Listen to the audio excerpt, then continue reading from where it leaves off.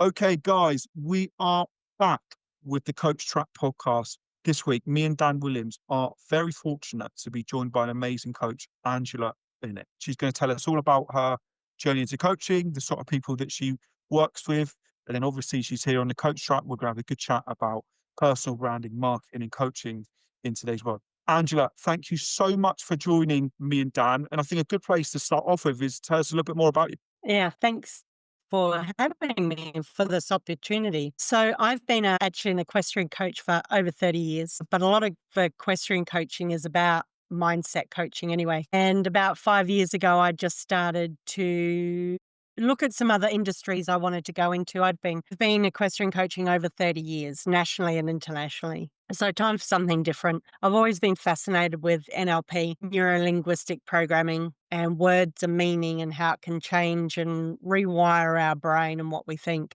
So I started down that path about 5 or 6 years ago, also personally for myself to create some change. And so I've gone on and done NLP practitioner and will further the studies. And through that, entered the world of hypnosis too, which is not something I thought I would. I thought, oh, I don't think I need the hypnosis part of that. As it turns out, it's a really powerful tool as well and just really backs up that rewiring of the brain with neuroplasticity and how we can change things and the way we think. It's amazing. So, look, for me, because I have a similar sort of mindset, if you like, is I see it as vibrations, if that makes sense, right? So you Mm, can easily transfer one set of skills from a job into a coaching space to help others if you're vibrating at the same level, if that makes sense. If you're wanting to mhm. go forward, it's the same frameworks, it's the same sort of guidance, it's the same roadmaps that you create to get there. So who's your sort of like dream client? Who does your message resonate to? Who are you reaching out to? So I think really it lands mostly with women and women who feel like they've lost themselves and have changed and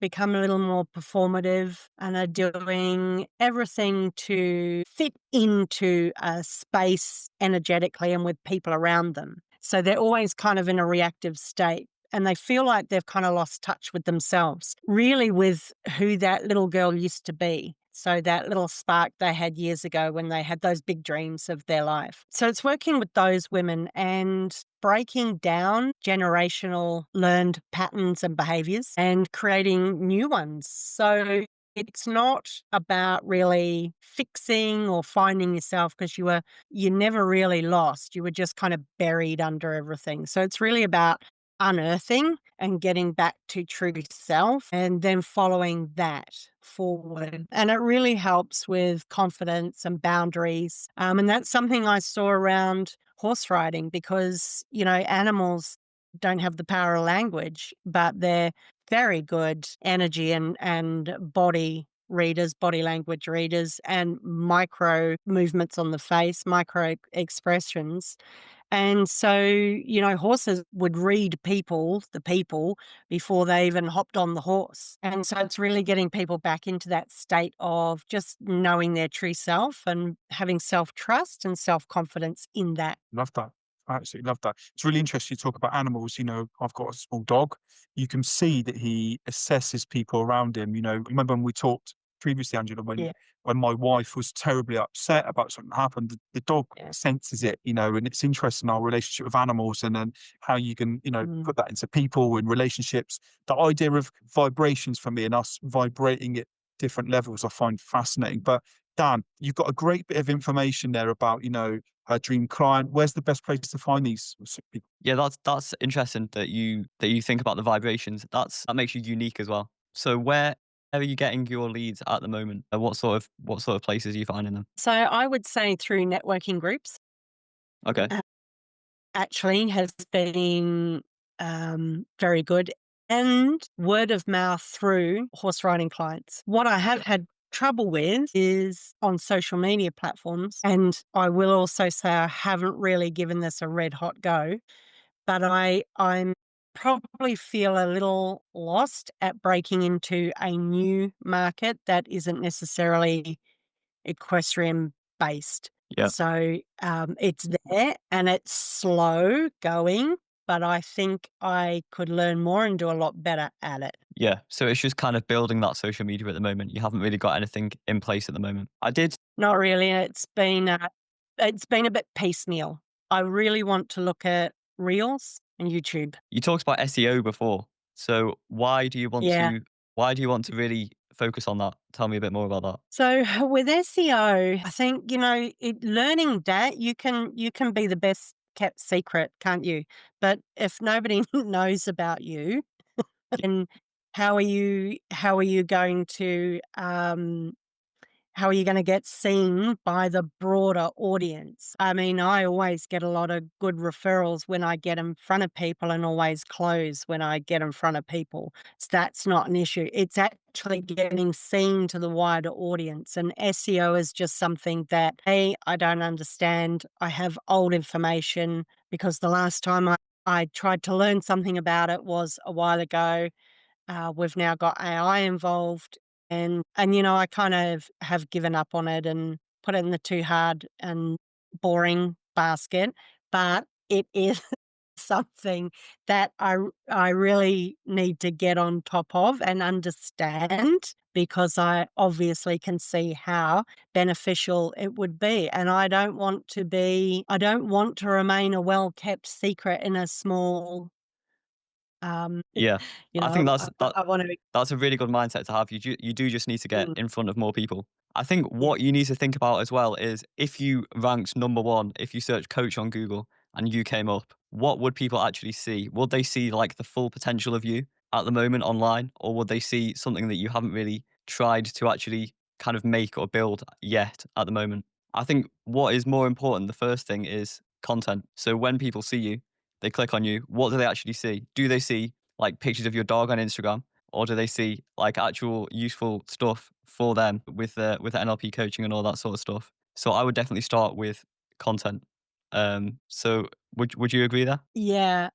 Yes, I would. And now I'm just going to ask about, because obviously on my personal Instagram and Facebook page there is stuff about my dog and my horse as well as business. And then I have business Instagram and Facebook as well.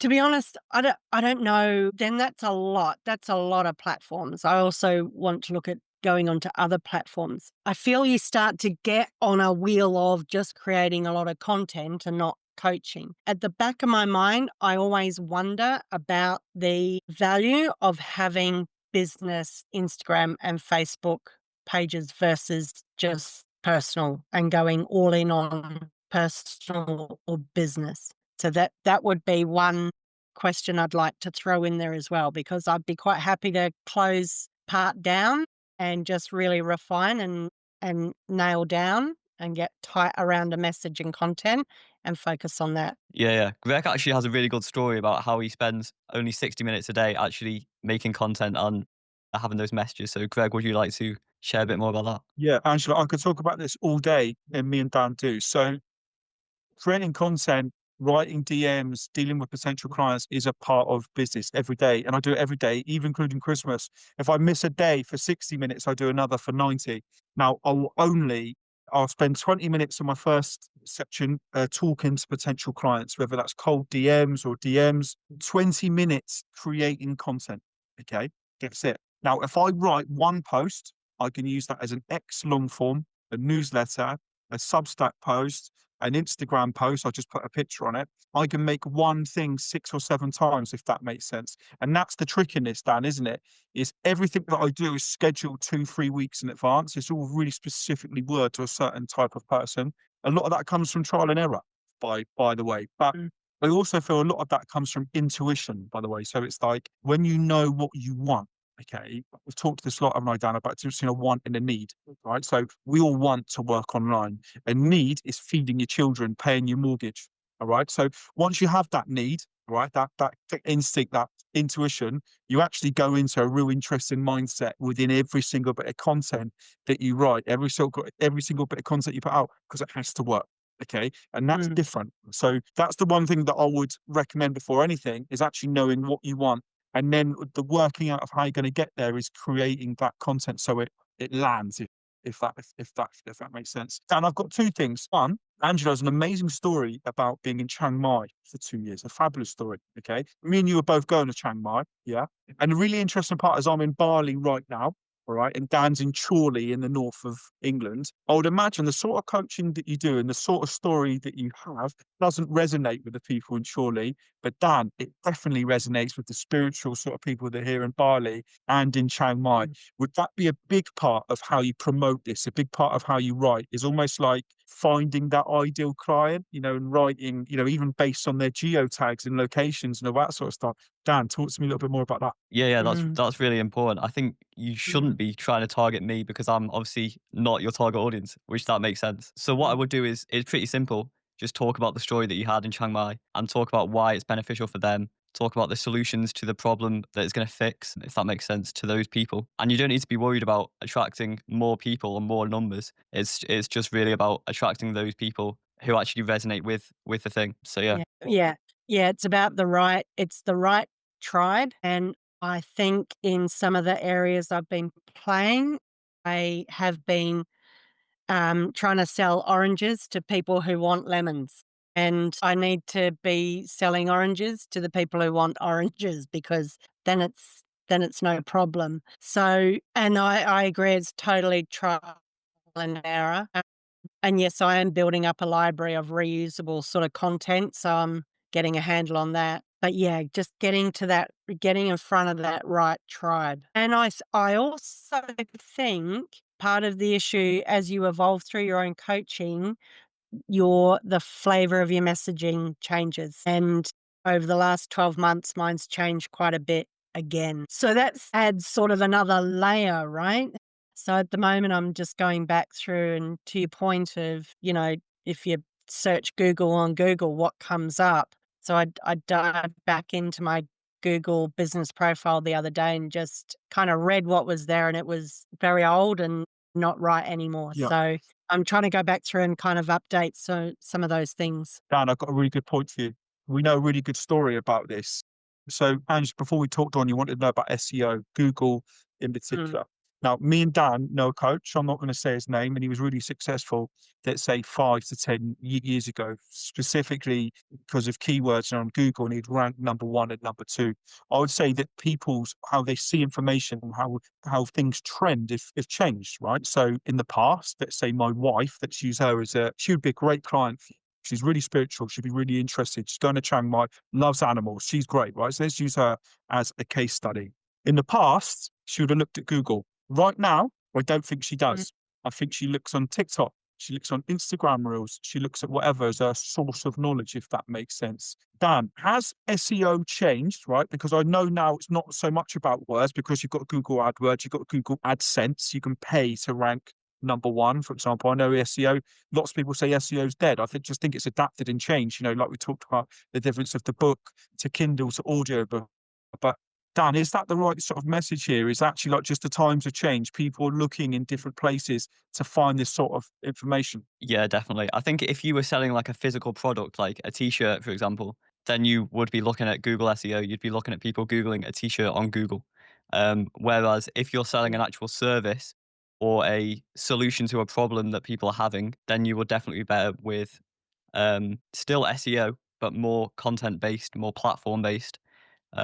Just because people aren't really searching for like niche specific things. And sometimes, actually, we talked about this in the last podcast. Sometimes people actually don't know that they have the problem, or that they don't kind of know that you exist as well. So content as well Mm. helps with that. You come up on their feed, and they're like, actually, this actually really speaks to me. This person would really help with that problem.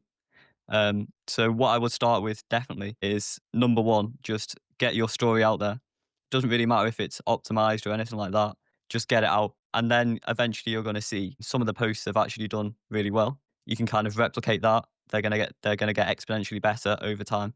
And then you're going to be start to be seen by more people. More people are going to resonate with you. More people are going to DM you asking more about the kind of things that you can help them with. And it's just going to go up from there. I think unless you've already got a quite a large content base, like a few months or a few years, Google SEO is not really where you should be focusing on at the moment. It's just getting your message across and your story across as well. So, so I'm just getting a bit hung up on SEO really, and actually I don't need to. Yeah. Yeah. exactly.